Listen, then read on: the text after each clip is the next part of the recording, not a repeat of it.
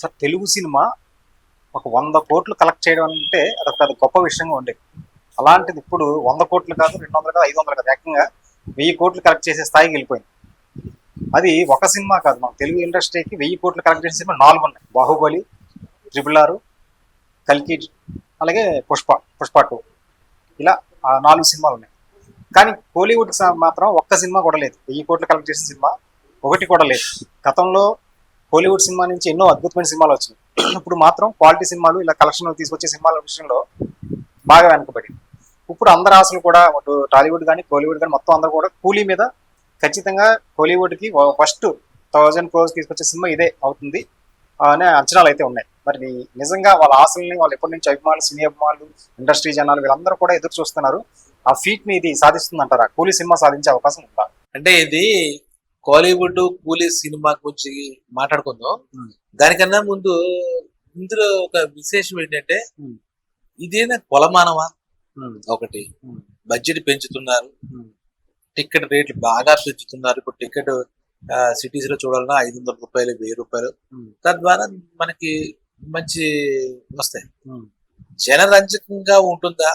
ఏదైనా అవార్డులు గెలుచుకుంటుందా? రివార్డు జనం గుండెల్లో నిలిచిపోతుందా? అలాంటి సినిమాలు ఇంతకు ముందు వచ్చేది నార్మల్ గా మనం చెప్పుకుంటే. ఇప్పుడు డబ్బు విలువ కూడా, రూపాయి విలువ తగ్గిపోయిందా? మనకి 100 రూపాయలు తీస్తే అది 10 నిమిషాల్లో కూడా ఖర్చు అయిపోయే పరిస్థితులు వస్తుంది.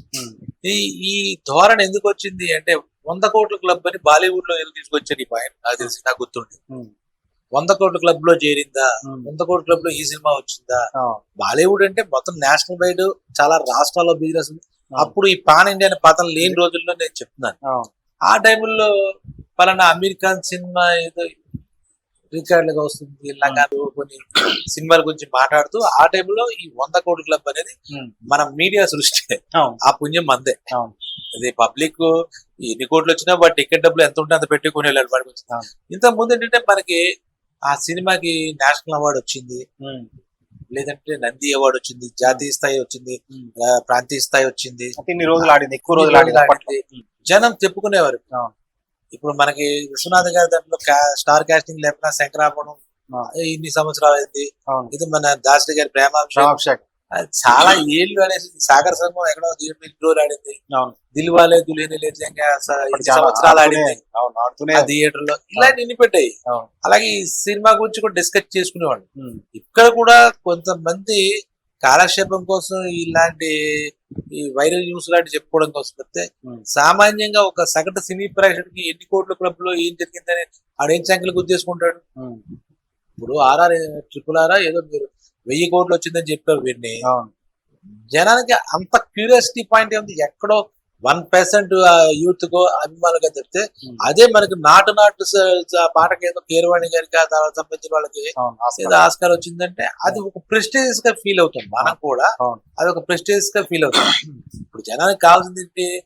ఒక మంచి సాంగ్ వినపడుతుంది మాటల్లో, ఆ పాట ఇప్పటికీ పెట్టుకుని వింటాం. అది చిన్న సినిమానా పెద్ద సినిమానా కాకుండా, అందులో చిన్న ఆర్టిస్ట్ ఉన్నాడు, పెద్ద ఆర్టిస్ట్ ఉన్నాడు, అక్కలే. మనం ఏం చూస్తాం? నార్మల్ గా సగటు ప్రేక్షకులు సాంగ్స్ వింటుంటాం. ఇప్పుడు కూడా ఎప్పుడు పాట తెచ్చుకుని ఉంటాం. ఇప్పుడు పాటలో కూడా బాగుంది, మ్యూజిక్ భలే ఉంది, తమన్ బాగా ఇచ్చాడు, దేవిశ్రీ ఇచ్చాడు, ఆ పాట బాగుంది, ఈ పాట బాగుంది అని కూడా మన రివాజ్. ఇంకా కాల్సింది ఇప్పుడు సోషల్ మీడియాలో చాలా మందికి హెల్ప్ అయిపోతుందంటే, ఆ సినిమాల్లో బ్రహ్మానందం గారు, కోటా గారు ఇలాంటి వాడు చేసి హాస్య సన్నివేశాలు ఎక్కువ చూస్తారు. గమనిస్తే మనం కూడా ఏదైనా మూడ్ లో ఉంటే గబుక్కుని ఎదిసి back to back Brahmanandam, back to back Venumadhav, back to back Ali అనేది చూస్తాం. అదే తప్పితే అది 1000 కోట్ల క్లబ్ అని అయితే చూస్తావా? అందులో ఉన్నది ఇంకోటి, ఆ 1000 కోట్ల క్లబ్ లో చేరే సోషల్ మీడియాలో ఈ ఇంపాక్ట్ బిగ్ స్క్రీన్ మీద చూడాల్సిన సినిమాలే, బిగ్ స్క్రీన్. ఇంకోటి ఒక పక్కన ఏదో కాంట్రాస్ట్ స్టేట్మెంట్ లాగా కనిపిస్తుంది. థియేటర్లు ఇక్కడైనా ఎక్కడైనా, ముంబైలో అయినా, కాలీవుడ్ అయినా, బాలీవుడ్, థియేటర్లు క్లోజ్ అయిపోయే పరిస్థితి వచ్చేసి ఇంకో మీడియాస్ ప్లాట్ఫామ్స్ మారిపోతాయి. ఓటీటీలని, ఇంకోటిని యూట్యూబ్ లని, ఏదో శాటిలైట్ ఛానల్స్ లో కొన్ని సినిమాలని వచ్చేస్తాయి. ఇప్పుడు ఎలా కంపేర్ చేస్తాం? ఒక పక్క థియేటర్లు లేవని 1000 కోట్ల క్లబ్ ఆశించడం ఎంతవరకు మన కరెక్ట్ అంటారు. నిజంగా కూడా మన పొటెన్షియల్ ఎంత? ఇప్పుడు మనం ఇంతకీ పాన్ ఇండియాలో రిలీజ్ చేస్తున్నాం కానీ అది ఒక కాలీవుడ్ మూవీ కూలీ అనేది నా దృష్టిలో. రిలీజ్ అందరికీ చూపిస్తున్నాం, బిజినెస్ అయితే అవుతుందని పెడుతున్నాం మార్కెట్ లో, తప్పితే జరిగేది ఇక్కడే. మనకి ఆలోచిస్తే తిరుమల తిరుపతి దేవస్థానంలో భక్తులు ఎవరంటే దక్షిణాది వాళ్ళే. అవును. ఎప్పుడో ఎవడో ఉత్తరప్రదేశ్ ఒకడు వచ్చాడు, ఢిల్లీ ఒకటి వచ్చాడు, వచ్చి ఉండొచ్చు కాక ఆ స్వామి గారు బాలాజీ అని. ఇటీవల కల్లా మార్వాడీలు వస్తున్నారు. అటువంటిది చెప్తే రజనీకాంత్ గారి సినిమా గానీ, నాగార్జున సినిమా గానీ ముఖ్యంగా మన తెలుగు రాష్ట్రాలకే మనం పరిమితం చేసుకోవాలని. 1000 కోట్లు పెరిగిన బడ్జెట్ సినిమాలకు వెళ్ళిన ఇంకోటైనా అలాంటి మరి బాలీవుడ్ లో ఇటీవల కాలంలో 1000 కోట్లు వచ్చాయి. సింపుల్ గా కాలీవుడ్ గురించి మాట్లాడు, బాలీవుడ్ లో 1000 కోట్ల సినిమాలు, ప్రభాస్ సినిమా అంటే మన తెలుగు వాళ్ళకి ఇచ్చేసి ఒక 4 సినిమాలు మనయే అంటాం ఆ మాట. వాటిని పాన్ ఇండియా రిలీజ్ కానీ పాన్ ఇండియా మూవీస్ అంటావు కానీ బాలీవుడ్ సినిమా నువ్వు ఎప్పుడు ఆ భావన దానికి ఆ క్రెడిట్ నువ్వు ఇవ్వవు. అంటే చాలా బాలీవుడ్ వెనకబడింది. ఈ మధ్య పఠాను, జవాన్ అని పఠాను, జవాన్ అయినా 1000 కోట్ల క్లబ్ లోకి వెళ్ళిందా నా ప్రశ్న. అది ఏదో చెప్తారా, ఎవడన్నా నిజాయితీగా ఎవడన్నా ఇస్తాడా దాని అంటే దానికన్నా అదొకటి. ఇంకోటి 150 కోట్లు ఏంటండి రజనీకాంత్ గారికి, 200 కోట్లు ఏంటంటే సల్మాన్ ఖాన్ ఇవి వచ్చేసి బాగా పెరిగిపోయినప్పుడు ఆ బడ్జెట్ కూడా ఇప్పుడు మనం చూస్తే అయితే ఒకటి కాలీవుడ్ లో వాళ్ళు ఎందుకు వెళ్తున్నారో తెలియదు కానీ ఒకప్పుడు ఆ కాలీవుడ్ అసలు మొత్తం మన ఇండియా సినిమాకి తలమానికంగా ఉండేది ఆ టైంలో. శంకర్ ఒక సంచలనం, జెంటిల్మెన్ శంకర్ గారు, మణిరత్నం గారు అయితే ఆయన రత్నమే, ఆయన సినిమా రత్నమైన. అలాగా ఇంకా రవికుమార్ అని ఇలా చాలా మంది రకరకాల కొత్త కథలతో హీరోలు కూడా ఆ ప్రోత్సహించి ఆ సినిమా రంగాన్ని. ఆ తర్వాత వచ్చినటువంటి అజిత్, విజయ్ వాళ్ళు కూడా ఒక సూపర్ డూపర్ హిట్ మొత్తం స్క్రీన్లు చించేసేటట్టుగా తీసుకొచ్చారు. అప్పుడు ఇంత టికెట్లు లేవు, ఇది లేదు, ఇంకోటి. అయితే ఇప్పుడు పోనీ ఎప్పటికెక్కడ అదే ఫార్ములా అదే తీసుకుంటాం పోనీ అనుకుంటే ఇది ఇండస్ట్రీ వాళ్ళు ఎవరు మాట్లాడరు. మన మీడియాలో 1000 క్లబ్ కి చేరుతుందనే మాట తప్పితే ఇంకోటి ఏంటంటే మరి నాయకన్ సినిమాతో గ్లోబల్ స్టార్ గా అప్పుడే ఉన్నటువంటి నాయకన్ కమల్ హాసన్ అంటే మొత్తం వరల్డ్ లోనే ఒక విలక్షణ నటుడు. ఆయన చేసినంత ఆస్కార్ వాళ్ళతో పోల్చొచ్చాయి. అటువంటి ఆయన కాస్తేనేమో పార్టీ పెట్టుకుని ఆ పేరు మన నోటు తిరగదు, ఆ పార్టీ పెద్ద రాణించలేదు కూడా. ఆయన ఇప్పుడు రాజ్యసభకి ఏదో వెళ్ళిపోయాడు, రాజకీయాలకు వెళ్ళిపోయాడు వరకు. ఇప్పుడు విజయన్ అయిన అన్ని ఆయనకి పవన్ కళ్యాణ్ సమానమైన ఆలోచనలు ఉంటాయి, సారూప్యత ఉంటుంది. సినిమాల దగ్గర నుంచి అన్ని రీమేకుల దగ్గర నుంచి ఆయన ఒక కైండ్ ఆఫ్ ఒక సమానంగా తీసుకుంటా ఆయన పార్టీ పెట్టేశాడు. ఇక ఆయన ఎవరు అజయ్ రేసులు అంటాడు, కాళ్ళు జల్లి కొట్టుకుని అంటాడు, ఏ సినిమా ఎప్పుడు తెస్తాడు తెలియదు. సరే విలక్షణ ఇంకోటి వచ్చాడు సూర్య అనుకుంటే ఎందుకో దురదృష్టం కంగు ప్రయత్నం చేశాడు కానీ 200 కోట్ల ఐఎస్ బడ్జెట్ అవన్నీ దెబ్బతిన్నట్టుంటాయి. తర్వాత ఎవరన్నారు విజయ్ అటు వెళ్ళిపోతే ఇంకా స్పేస్ పోటీ కూడా లేదు. సూర్య, కార్తీ, మళ్ళా ఈ ధనుష్, సింబు ఇలాంటి వాళ్ళు కూడా పెద్ద రేంజ్ కొన్నాళ్ళు ఉండదు లేదు, స్టామినా లేదు. శివకార్తికేయన్ అని ఇలా కొంతమంది ఏదో కనపడ్డారు కానీ విజయ్ సేతుపతి లాంటి వాళ్ళకి వాళ్ళకి కొన్ని ప్యాటర్న్ మూవీస్ అయితే 1000 కోట్ల ప్రొడక్షన్ ఉంటుంది, బాగా మంచి రోడ్లు చెప్తాడు. ఈ టైంలో 1000 కోట్ల క్లబ్ అనేది నా దృష్టిలో కష్టం. ఎందుకంటే బాలీవుడ్ కి కష్టకాలం నడుస్తుంది, ఒక దారి తిన్ను లేదన్నట్టుగా. ఒక ఫార్ములా కరెక్ట్ అబ్బా. ఇప్పుడు రజనీకాంత్ గారు అన్నాం, అదేదో కాలా అని ఏదో సినిమా ఏదో చూసారు, కబాలియా అదేదో చాలా సంచలనం, విమానాల మీద వాళ్ళు పేర్లు చేశారు, సెలవులు ఇచ్చేసారు. మరి ఆ సినిమాలు కూడా అంత క్లబ్లోకి వెళ్ళలేదు, అంత ఆశ్చర్యజనకంగానే ఆడలేదు నా దృష్టి. ఇటీవల కాలంలో జైలర్ ఏదో సినిమాతో పొన్నియిన్ సెల్వన్ ఆయన ఎప్పుడో ఇష్టం. ఆ పొన్నియిన్ సెల్వన్ పార్ట్ 1, 2, 3, 4, 5 కలికిన ఒక రైటర్ రాశాడు. ఆ బుక్ పరంగా కొన్ని లక్షల బుక్స్ ఇవ్వముడే, దానికి నా ఫేవరెట్ సబ్జెక్ట్ చేశాడు. అది పెద్ద స్టార్ కాస్టింగ్ అన్ని ఐశ్వర్య దగ్గర నుంచి త్రిష నుంచి ఆ కాస్టింగ్ గురించి మన విక్రమ్ ఇదంతా చేశారు. కానీ అదేమి పెద్దగా నిరాశాజనకం. మండ తగ్గ లైఫ్ తర్వాత మళ్ళీ కలిసి చేసిన సినిమా ఎలాంటి కాంబినేషన్, ఇలాంటి మేధావులు. ఈయన పోనీ కమల్ హాసన్, శంకర్ భారతీయుడు 2 అని ఆయన ఒక కళాఖండం.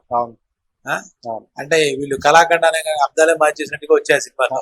నిజంగా కళాఖండం అంటే మంచి పదమే కాబట్టి ఇది పోల్చుకున్న బెస్టే. అయితే ఏదైనా రీజనల్ సినిమాకి రీజనల్ గా ఉండే దమ్ము దాంతో పోల్చుకోవాలి. కానీ ఇప్పుడు విజయ్ తీసుకొచ్చి అమితాబ్ బచ్చన్ తో పోల్చగలమా? వాళ్ళ నటులతో పోల్చలేం కదా అన్న. ఏదో మన మహేష్ బాబు తీసుకొచ్చి సల్మాన్ ఖాన్ తో పోల్చగలమా?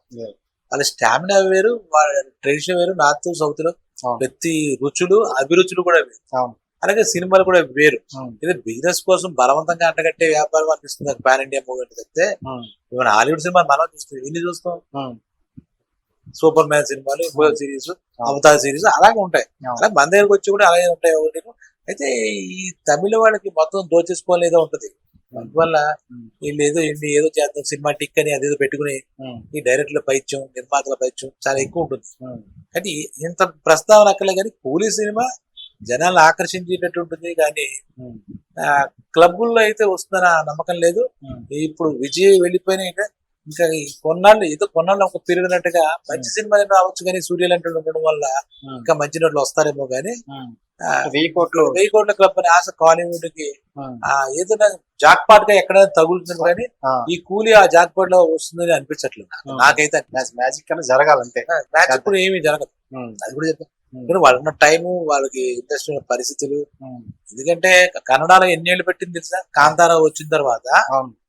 అంతకు ముందు కేజీఎఫ్ ఉంది, వాళ్ళకి 1000 కేజీఎఫ్ ఉంది, వీళ్ళకి లేదు అది. అవును, అప్పుడు ఆ కన్నడకి ఫిల్మ్ మార్కెట్ వచ్చింది అంట నా అవును. ఉద్దేశం. కేజీఎఫ్, కాంతారాతో అవును. అంతకు ముందు అసలు సినిమా ఇండస్ట్రీ గానే చూసేవారు అసలు కాదు. ఎప్పుడు మన పక్కన కూడా అంత రాజ్ కుమార్ లాంటి స్టార్స్ ఉన్నా, అవును. ఉపేందర్ లాంటి సెన్సేషన్ స్టార్స్ ఉన్నా, దానికి అసలు లేదు. ఎప్పుడు అదే అంత range మన వస్తుంది. పక్క రాష్ట్రం కన్నడలో మనం చూసి చేసిందే లేదు పెద్దగా. అవును. డబ్బింగ్ రీమేకింగ్ కూడా చేయలేదు మన వాళ్ళు. ఉమ్, అలాగే బాలీవుడ్ చిన్నదైనా కూడా మోహన్ లాల్, ముంబై అంత పెద్ద ఆ సినిమాకి అంత బిజినెస్ రాలే. ఇప్పటికి కూడా దాని వాల్యూమ్ తక్కువే ఉంటుంది. అవును. కాకపోతే డిజిటల్ లో దాన్ని సత్తా చూపిస్తుంది మలయాళం. డిజిటల్ డిజిటల్ లో కానీ చూపిస్తుంది. OTT లో. డిజిటల్ చూపించింది మన క్లబ్ లో వేయలేం కదా. అవును, అవును, ఎంత మంది చూసారు సినిమా వ్యూయర్స్ అంటే మలయాళం ముందు ఉంటుంది. అవును, అవును.